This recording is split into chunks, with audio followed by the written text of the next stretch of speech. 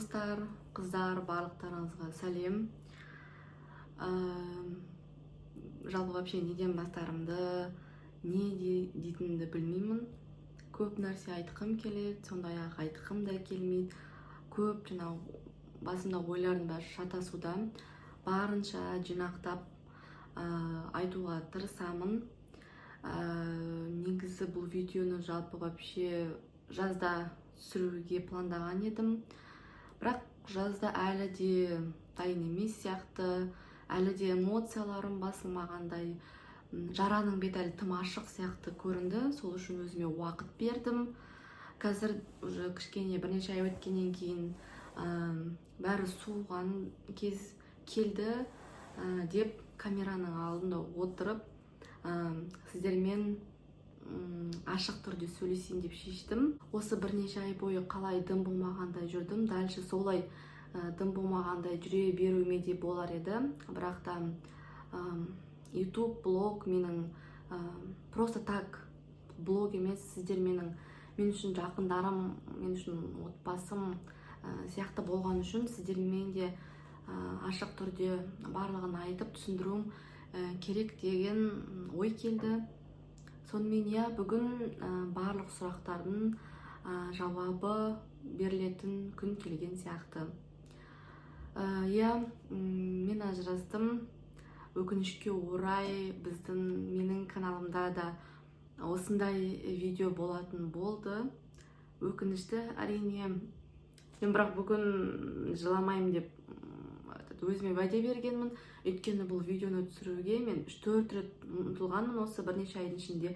Бірақ каждый раз көзіме жас келетін, ойлағанның өзінен, поэтому мен өзіме уақыт бердім. Сол үшін бүгін жыламауға тырысамын барынша. Өкінішке орай каналымда осындай да видео болатын болды. Өкінішке орай сіздердің де үміттеріңізді ақтамадым. Өте ұяттымын, кешірім де сұраймын. Қателестім.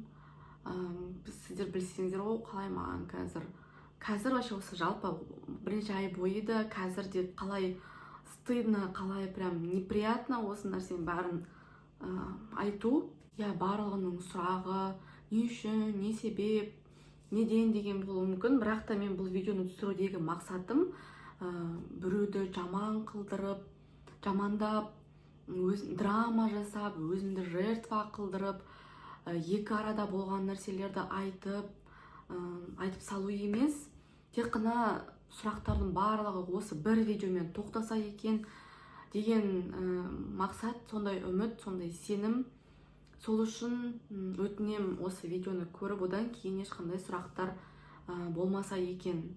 Білмейтіндер болса, әлі де мен 2024 жылы, бір жыл бұрын, 24 жылы жазында тұрмыс құрған болатынмын. Почти бір жыл тұрмыста болдым. 9 күн таныс болған адаммен алып қашуменен тұрмыс құрдым. 9 күн қазірде өзім ойласам, әлі күнге дейін не дұрыс жауабын таба алмаймын не екенін, не дұрыс түсіне де алмаймын өзімді. Сіздер емес, мен өзімді де түсіне алмаймын. Бүткіл өмірім бойы алып қашуменен тұрмыс құратындарды осуждала, тез үйленетіндерді осуждала вообще. Барлығы өз басымнан өтті. Сол үшін сіздерге айтатын бір кеңесім осы видеоның басында.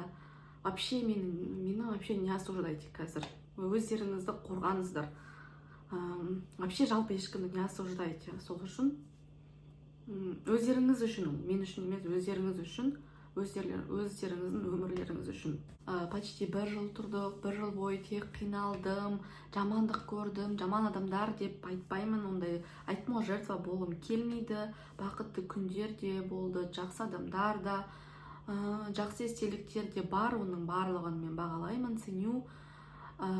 Но маған қиын болғаны рас, өте қиын болды.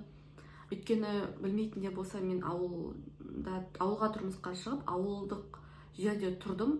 Мен жалпы өзім 24 жасыма дейін даже ауылда бір түн қонып көрмеген адаммын. Мен үшін ол ауылдың тұрмыс тіршілігі өте жат болатын, жат болды. И плюс айттым ғой, 9 күн өте андай неожиданный неке болды, мүлдем ноль дайындықсыз. И мен андай білесіздер, оқыған жаңағы жұмыс істейтін қыздардың қатарынанмын да, и маған тұрмыс тіршілікке үйренісу қатты қиын болды. Бірақ Алла тағала барлығын бостан босқа жасап жатқан жоқ шығар деп барлық қиындықтарға төздім, шыдадым, көндім, сендім. Сол осы 1 жыл бойғы менің тұрмыс тіршілігімді сіздер влогтардан да көрдіңіздер. Қазір ол влогтар жоқ, барлығын алып тастағанмын, но көргендер бар, барлығын көрдіңіздер. И прям андай қуанғаннан көрі негативті комментарийлар негізі көп болатын. Ютубта да, Инстаграмда да, и жеке менің бетіме де келіп айтатындар да көп болды осы уақыт ішінде. Бірақ мен бір рет болсын соны ойыма алып, соны ойыма сақтап алып, сол нәрсені бір кикілжіңге, ұрысқа айналдырған емеспін. Жалпы вообще ойыма да алған емеспін. Барлығы жақсы болады деген менде ой болды. Жалпы вообще басынан бастап біздің жаңа некеміз, менің отбасылық өмірім менің қалауымдай басталмаған еді. Өйткені енді осы уақыт ішінде қаншама жаңағы подружкаларымның жаңағы девичнигін, сөз салуын, сырға салуын, құдалықтарын, ұзатуларын көріп жүрген кезде мен де өзімдікін ойластыратым да, менікі осылай болады, осындай стильда, осылай деген сияқты. Бірақ оның барлығы менде өкінішке орай болған жоқ. Барлық менің қалауым, хотелкаларым, армандарым барлығы жоқ болып кетті бір сәтте. Бірақ мен сол кезде де бір өкініш, қайғыру болған жоқ. Өйткені мен ойладым, значит, Алла тағала маған, мен армандамағандағыдай отбасылық өмір дайындатқан шығар деп. Так, дауысым үзіліп кетіп жатса, кешірім сұрайын, просто әлі де оказывается маған кішкене қиындау екен жүрген, айтқан әлі де. Солай ойладым, тұрмыстық өмірім может сондай. Мен даже ойламағандай, армандамағандай болатын шығар, жеңіл болатын шығар, күшті болатын шығар деген мені сондай сеніммен жүрдім негізі. Біз тырыстық отбасы болуға, бақытты болуға, бір-біріміздің үйренуге, бір-бірімізге. Өйткені біз айттым, 9 күн таныс болдық, бір-бірімізді әше білмейміз. Еркеліктерімізді, кемшіліктерімізді көрмеуге, көнуге, қабылдауға тырыстық. Бірақ өкінішке орай ештеңе болмады. Әрине бұл нәрсеге алып келген бір күндік шешім емес, бір ғана себеп емес. Көп, осы 1 жылдың ішінде әрине көп нәрселер болды. Оның барлығын жаңа айтқанымдай мен ақтарып, шығарып айтқым келмейді. Өйткені тек қана маған ғана қатысты, менің отбасыма ғана қатысты нәрсе емес. Шешімді, конечно, бірінші мен қабылдадым, және де көбісіне кеткен адам, ажырасайық деп бірінші айтқан адам барлығы сондай оңай көрінеді, ол айта салды, оған оңай деген сияқты. Бірақ біле берсеңіздер, қоғамда именно ажырасқан қызға көп сын келеді, көп ауыртпалық, ауыр сөздер именно бізге келеді, әйелдер қауымына. Сондайды біле тұра, енді ойлаңыздар, оңай ма? Сондайдың барлығын біле тұра, ажырасудан кейінгі өмірді біле тұра, сондай шешімді қабылдаған оңай ма, оңай емес пе? Енді, конечно, оны өздеріңіз шешерсіздер. Просто біліңіздер, что жақсы жерден, жақсы сені қолдайтын, сүйетін, қорғайтын күйеуден ешкім ешқашан кетпейді. Бұл жерде мәселе даже жоқшылықта болсын, ауыл болсын, не знаю, тау болсын, қай жақ болсын, ол себеп емес. Жақсы жерден, жақсы адамның қасынан ешкім осындай қиындыққа, ажырасудан кейінгі өмірге ажырасқан деген атаққа кетпейді.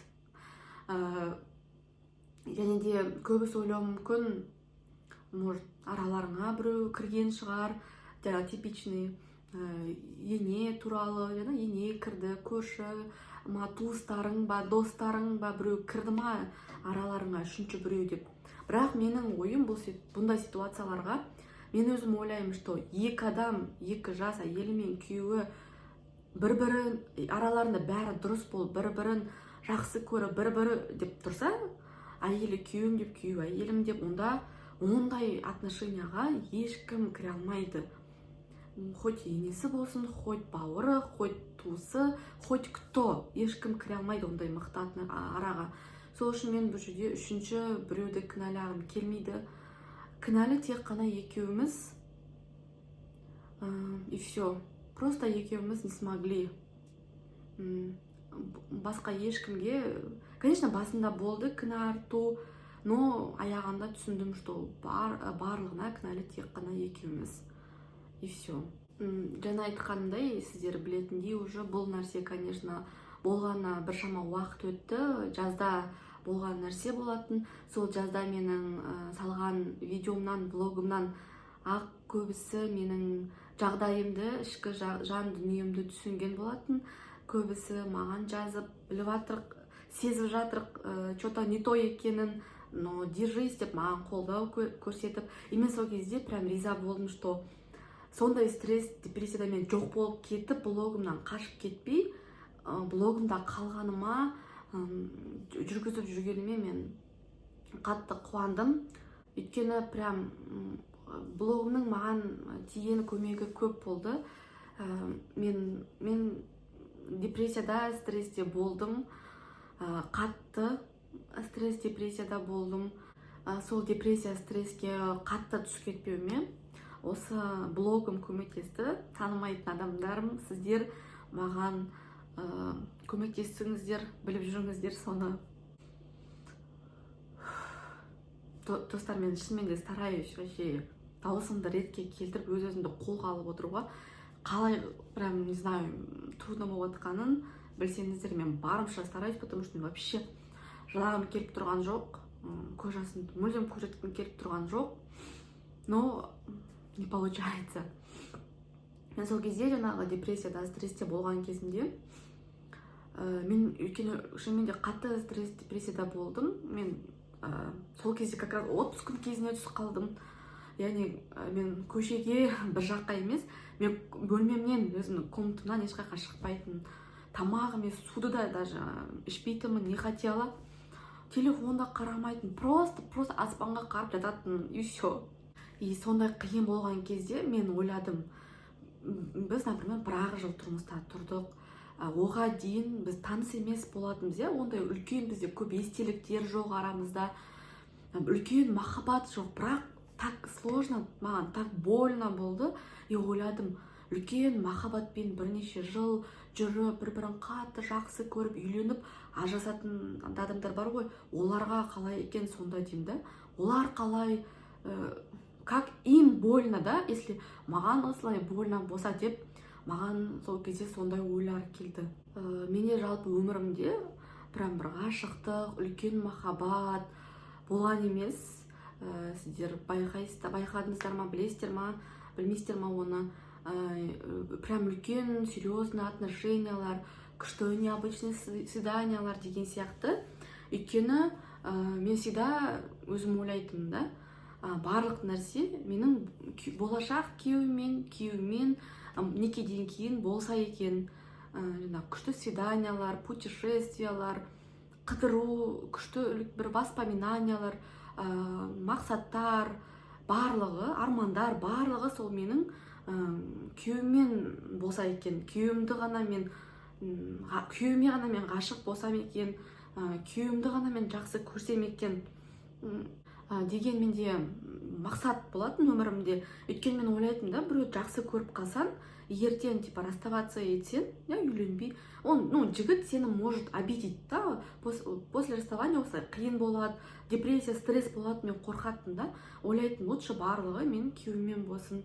Мен сөйтіп күйеуім мені ренжітпейді, мені жүрегімді жараламайды, мені жылатпайды деген менде, білмеймін, бір сондай уверенность болатын, сондай сенім болатын.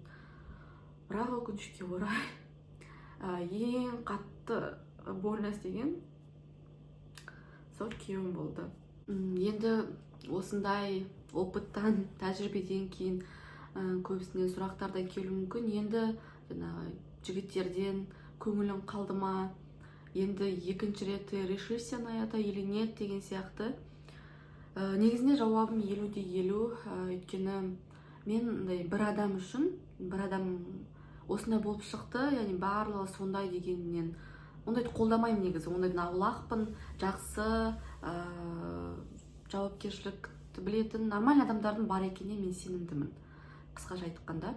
Бірақ та бәрібір де аузы күйген үрлеп ішеді дегендей, аузым күйді, қателестім.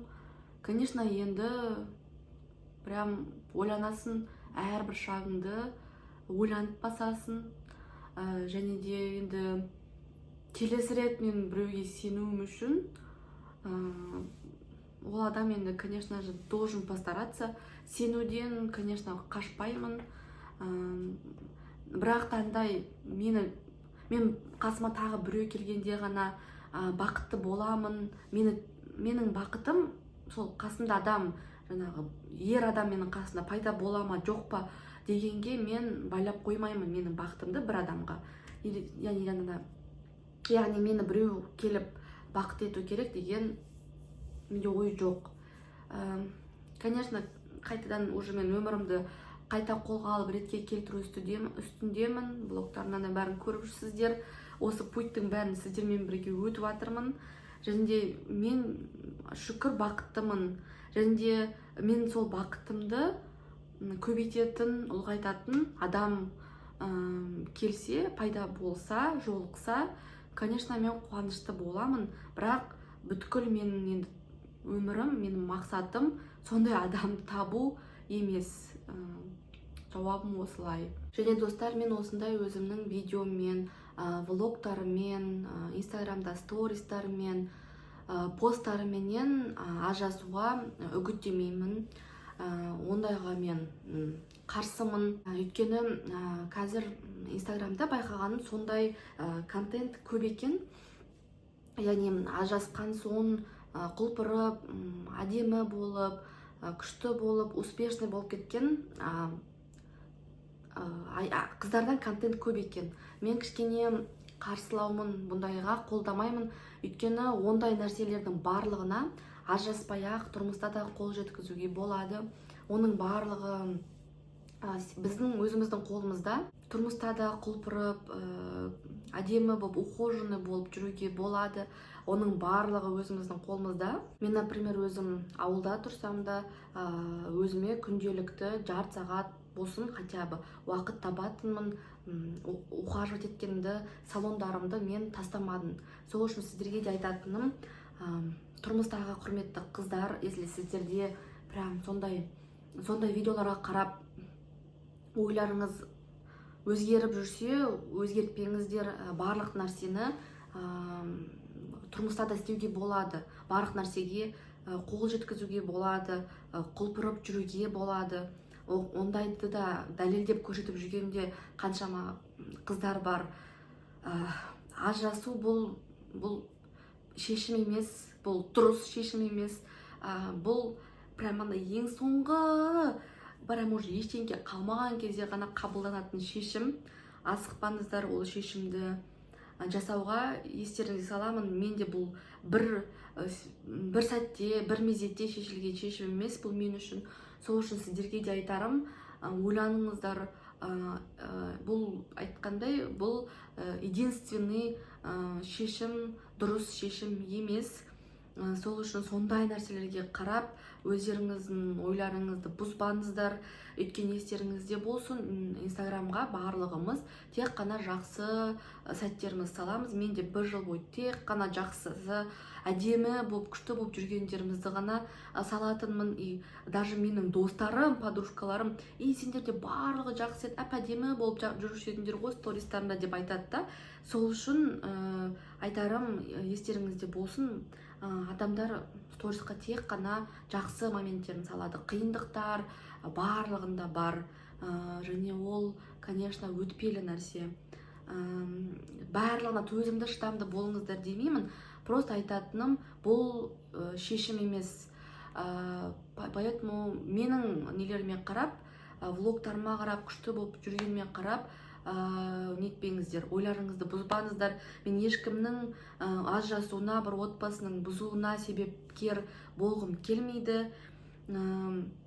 Сақтайтын нәрсе болса, күйеулеріңіз де сол нәрсеге келісіп тұрса, сақтаңыздар. Өйткені ажырасуға себепкер болу ол өте үлкен күнәлардың бірі.